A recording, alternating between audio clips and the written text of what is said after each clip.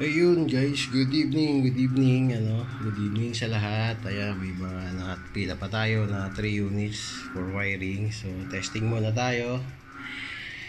And, yun, ang TX natin is ICOM RX is U16. So, monitor ay B80. So, ito yung ating pang trigger. So, reset muna natin, reset. So bali nakaset tayo ng 5 seconds lang bago mag isang oras para mabilis lang, kasi antayin natin yung isang oras bago siya so for testing lang po, for testing. So reset natin. So 5 seconds. Yan yung ID. Welcome. This is the station of Delta Whiskey 7, Bravo Kilo X-Ray, transmitting from Loan, Buho, Philippines. Welcoming you every day. Thank you for dropping by. The time is 9 o'clock p.m. Good evening. So yun, bali nakaset lang tayo ng 9 p.m. So, yun. Check 1 to G4. 1 to G4 check. So bali yung Roger beep natin is yung UT29 yata yun, ng 28 Hotel, Check 1 to G.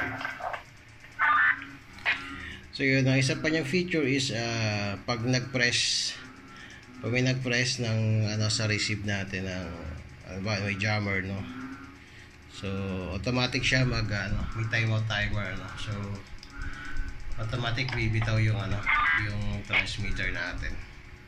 So nakaset ako ng 20 seconds, so try natin pigaan ng 20 seconds, ayan. So bilang tayo ng 20 seconds. So yan, nakatransmit yung TX natin.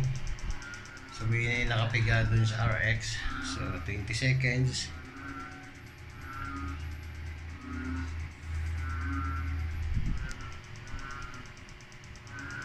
Warning. Timeout timer activated. Transmission deactivated in 3, 2, 1. Ayun. Wala na. Bitaw na yung transmit. Pero ako naka-press pa rin ako dun sa RX. So safe na yung TX natin. Ngayon pag bumitaw na yung jammer,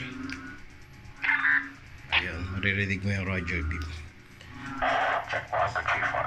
Ayan, back to normal operation. So yun lang po. Thank you and more power.